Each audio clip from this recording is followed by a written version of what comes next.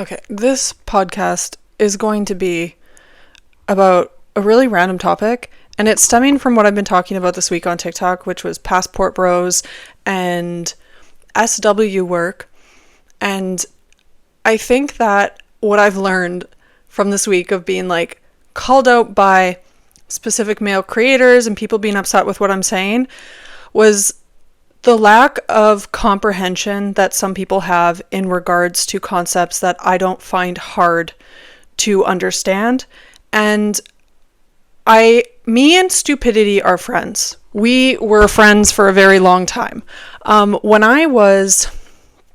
I started school and I was in French immersion. I'm bilingual and I speak French. It's been a while, but when I was in JK, I was in French immersion, SK French immersion, grade 1.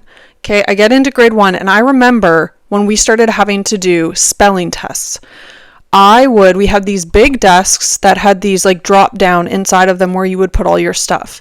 Now, I specifically remember myself putting the spelling list that we were supposed to study inside of this desk. And I would cheat on my spelling tests in grade 1.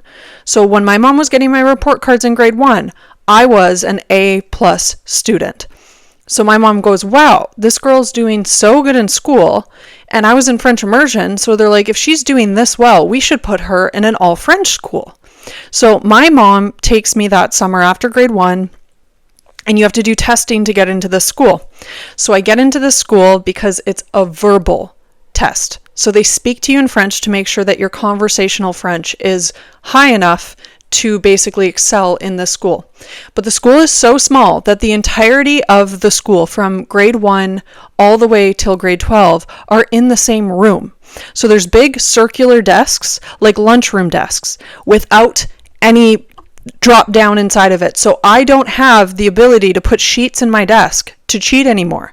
I'm sitting around and there's 2 kids in my grade, like 2 other kids the grade above me, and we're all doing work in this one classroom for the entirety of what would be your schooling career, right?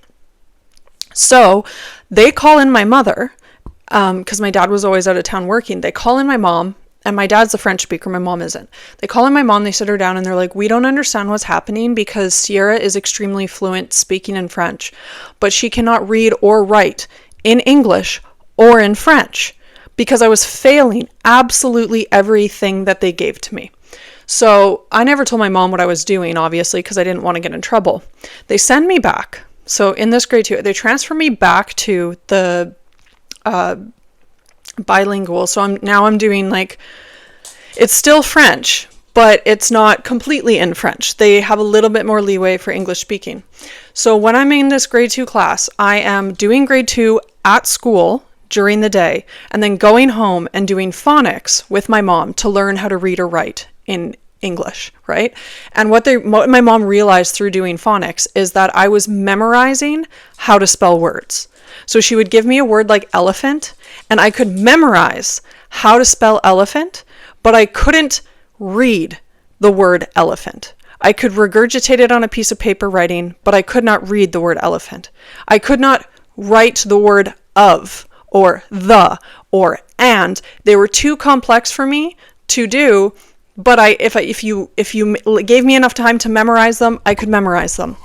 And so we worked through that eventually. And then the following year, I was put in just English because they were worried that I was going to continue to struggle throughout school if I was in an immersion program. So I go grade 3 English. My grades are like somewhat better. Grade 4, get to grade 5. And I was a very problematic child. It's funny because they say kids with ADHD that they're not like, they don't present like boys do, but I very much did as a kid. I was always in trouble for being loud, always in trouble for making noise, for being disruptive to the class. And when I got to grade 5, I got detention because I was also getting bullied because I was like that, right? Like I was super just all over the place. Nobody can control me. I was just not a good kid by the standards of school and probably most parents. But when I got to grade 5, I got a detention, and I go into the detention, and I've never had a detention like in this school before, so I didn't know what was going to happen. So I walk in and I take a piece of paper and I just start doodling. And this teacher comes up to me, and it turns out to be my grade 2 teacher. She comes up to me and she goes, and this is even a different school, so I didn't expect to see her there, and it like surprised me. And she comes up to me and she goes, Sierra, you're not allowed to draw in here. This is detention. You're supposed to be doing homework. Like, you're in trouble, basically. You can't just sit here and have fun. And I'm like, oh, okay. So I like pull out my books to do my homework, and I remember it clear as day. This teacher comes over and hands me a dictionary, and she says, here you go, because I know you struggle. If you need it, it's here. And as soon as she said that, I set out, like, it's one of those moments, it's like a core memory for me, where I was like, I will never be considered stupid again. This is the last time in my life that somebody talks to me and thinks that I'm an idiot. Like, that is a core driving factor in pretty much everything I do in my life. And I didn't realize at that moment how much that would change me. And it was rude of her to do that, but ultimately, like, really leads me throughout my life. I say leads me because I never want to be stupid or dumb or not understand what I'm talking about, which is why I'm so willing to admit when I'm wrong, or if somebody gives me new information, I am so willing to absorb that information and process it and understand something better than I did before. And I think that's where the lack of ego when it comes to being wrong. I have no issue being wrong, because if you give me more information, that means next time I'm going to be right or more correct or have more information, so that when I have a conversation about something, I'm going to be able to enter that conversation well. So if I don't know something about something, I will redirect you to somebody who probably does, or I will say I don't know. Because if I don't know the information, I don't know. And there was a couple women who kind of called me out for not talking about race and racial dynamics specifically on TikTok. And I was like, well, I don't want to talk about this because I don't want to sound stupid. I don't want to be ignorant. And it's not because I don't care. It's because it's something I have never truly been exposed to. And when they said that, it truly pissed me off. Like, it really did just anger me that somebody was like insinuating I didn't care. And it wasn't that I didn't care. Why would I want to contribute to the problem, not the solution of something? But when they called me out on it and they like sat down there like this, I'm also somebody that if somebody makes me mad, I will think about it and I will self-reflect on why something made me mad, right? So like being called out on something and being angry doesn't always mean you're right? So because if somebody calls me on something and I get my initial reaction, there's been so many times in therapy where my initial reaction is anger, right? Like, I had a therapist look at me and I said something about like, when I'm in group settings, I get sweaty palms. I can't answer questions. Like, in a group space, I'm not talking. I shut the fuck up. I'm the back of the room. I'm a wallflower. And when I explained, like, I would be in university and my palms would be sweating at the thought of knowing the answer, but I would watch them take 20 minutes to get to the answer I had initially. And I told that to the therapist and they were like, so how long have you suffered with anxiety? And I remember being so fucking angry at this therapist that I didn't go back for 2 months, because I was like, how dare you label me with anxiety? I never said I had anxiety. People who have anxiety label themselves as anxious. It doesn't just, like, my brain, because I had been programmed from, so many years of like, anxiety is a weakness, anxiety is something you choose, that when somebody told me that I was choosing to be anxious, not really understanding the definition of anxiety, it made me so unbelievably and so irrationally angry that I had to sit back and like process it. And I thought about it endlessly after that meeting. And then I realized I do have social anxiety, really bad social anxiety, and it's been there my entire life. And there's more power in acknowledging it and owning it and addressing it than it is to pretend it doesn't exist. I bring up all of this to say that this week I talked about passport bros. And when I brought up passport bros, initially it was because I had like reconnected with my father. I had heard the term of passport bro. reconnected with my father, who's not a nice man, who is very mean to women in his life. He's been to prison multiple times for it. And so when I went on TikTok and I said my dad was a passport bro and he got swindled by a woman in Jamaica, I made the passport bro community so angry that they were attacking me, I think for like 3 months. Like it was pretty bad. Like I can't even lie. It really affected my mental health because the attacks just kept coming no matter how many people I blocked, and I didn't understand why they were getting so angry. And it turns out that in their mind, my dad is not a passport bro, because passport bros define passport bros by specific countries, intentions, and all these metrics that they gave me in the comments while also making fun of me. So when I got that information, I was like, oh, I didn't understand truly what was going on here. And now I have a better understanding of it. So this time when I brought passport bros up, I, in my mind, am aware that this is how people label passport bros. They don't go to countries where women are westernized, right? They don't go to countries where women have access to a lot of money, a lot of options. So what they are doing is they are picking countries that have extremely vulnerable populations of women so they can use their finances as leverage to use and abuse women. I've never thought of mail order brides as something, like, it's obviously not good. Like, you shouldn't be able to order a person, even a wife. But when I think about passport bros, those are even a step further and worse in my mind once I was given that information. So once I received that information, I'm like, okay, these people are even worse. So when I make a TikTok about it, this guy comes in and he's like, but you let men pay for you and you let men do XYZ. And I made videos that were, like, in my mind, pretty long to, like, give examples of what I'm saying. And the way that the information was delivered to these people was as dumbed down as I could possibly make it, right? Because when I went to university, we learned if you cannot make the simplest, like the dumbest person understand what you're trying to say, then you don't understand what you're talking about.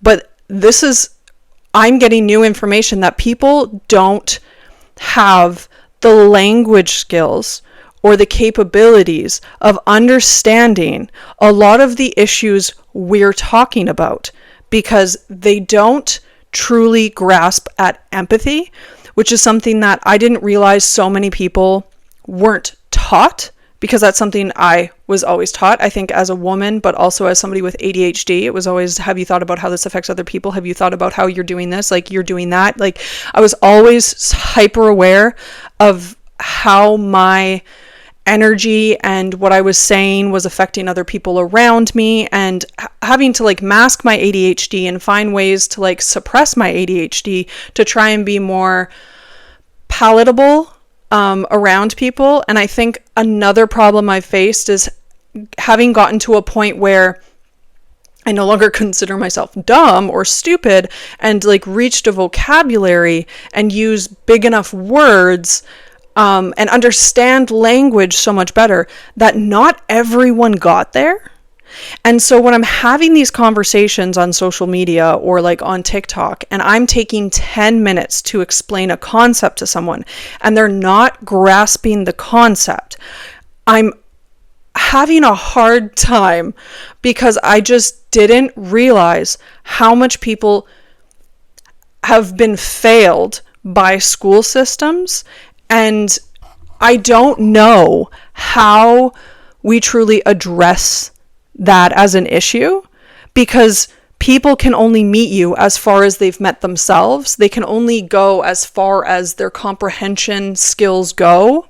So, like, for example, with abortion, I can understand, having grown up Catholic, there are some people who truly believe that that tiny little crumb inside your body is a human being. Like, I can grasp at the fact that these people believe that. So I can understand if I personally thought that people en masse were murdering children, that would not be something I was okay with. So I can understand fundamentally that perspective of not liking babies being unalived. But then when you get into conversations about ectopic pregnancies, and that's why I always bring up ectopic pregnancies, because for me, that is a way of understanding if it's truly about the fact that they see this little cell as a human being, or if they're just hiding behind that in order to get you to agree with them. Because if you bring up ectopic pregnancies are not viable. The fetus will die regardless.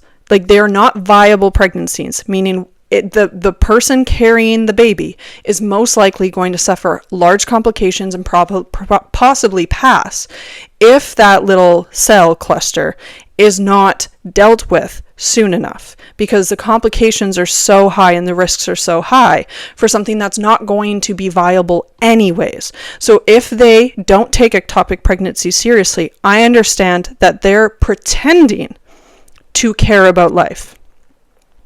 And that's where, if I bring up the topic of ectopic pregnancies and people are not willing to acknowledge that that might need medical care, which is abortion, in order to save a life, that they are pretending. They actually don't care about life. They just want it as a way to control women. And anyways, I don't know how we address people who truly might not ever comprehend things.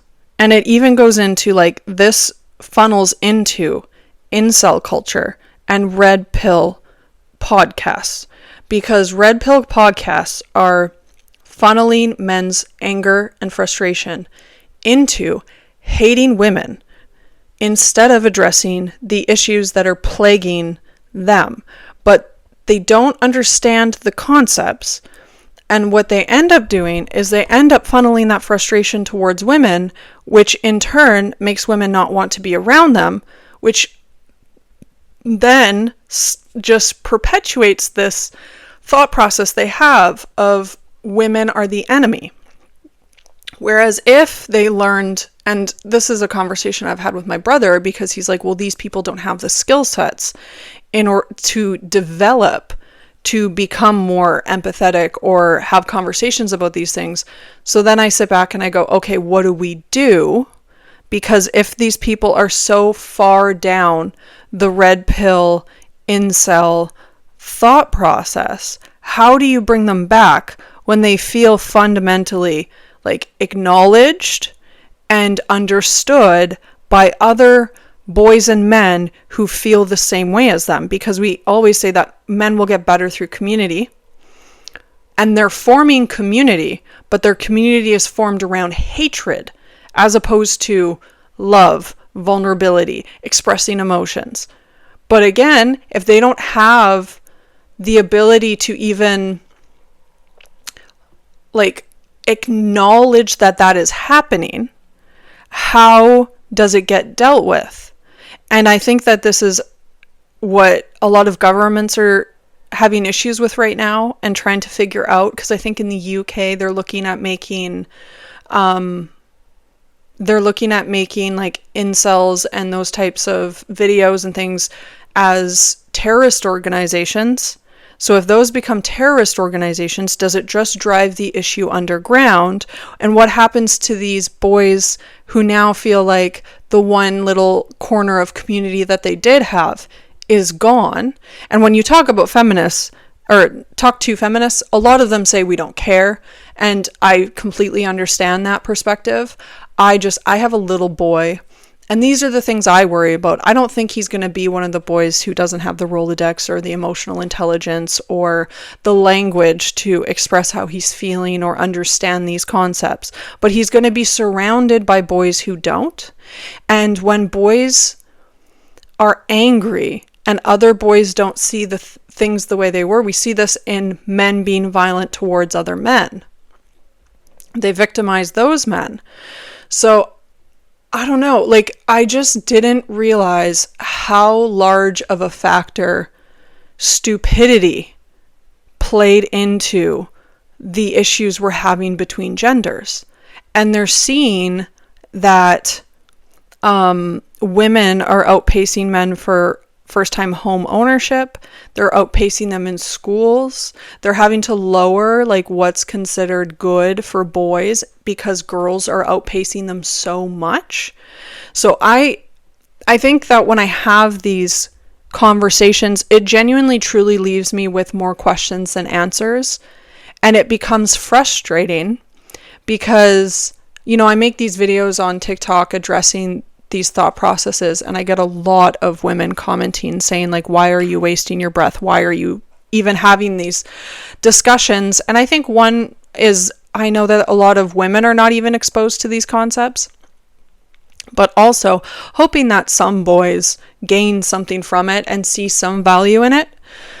And sometimes I feel like a little bit of pressure from people because they ask me what the solution is, and I'm like, I don't really know what the solution is. And again, that goes back to the like, I don't want to give you answers that I have to like make up, because I don't know how we fix this. It seems like we take 2 steps forward and then 2 steps back, and then we have places like Afghanistan, and I watch what's going on there and I'm like, okay, so it's gotten worse there. Like, people say it's an extinction burst, thinking that these men are getting more violent because they feel like things are changing. But at the same time, you witness the US going back on women's abortion rights. You see Afghanistan, like a terrorist organization, taking over, and like women can't speak. And then I see women, I think the reason why I hate women like Pearl so much is specifically because she feeds into the stupidity, and Pearl herself doesn't believe, like, she's a grifter, and she herself doesn't believe what she's saying, because if she did, she would not have any form of social media or podcast or be making any sort of living off of the internet. She would be married with a child. So I look at these women and it's like Serena from The Handmaid's Tale, where she's like, women shouldn't be able to do these things, women can't do this, women can't do that, and then she thinks that she gets to be the exception to that rule. And the reality is, if things went that way, you wouldn't be the exception to the rule. You would be forced into it just like everyone else, because they don't see you as a person, they see you as a prop. I've been sitting back, and I was busy because my mom was in town, and I didn't make an episode, and somebody asked me, and I was like, oh, somebody cares, somebody's watching, so I appreciate you. And if there's any topics that you want covered, please leave a comment and let me know, and we can address it and talk about it. I'm just trying to have a space that's a little bit more open than TikTok, because somebody the other day got upset with me. They're like, you don't say the word abortion, you don't say the word sexual, you don't say this, and I can't without getting a community guideline violation and them telling me that I'm potentially going to lose my platform. So if you have questions, I can answer those better here than I can on TikTok at the moment.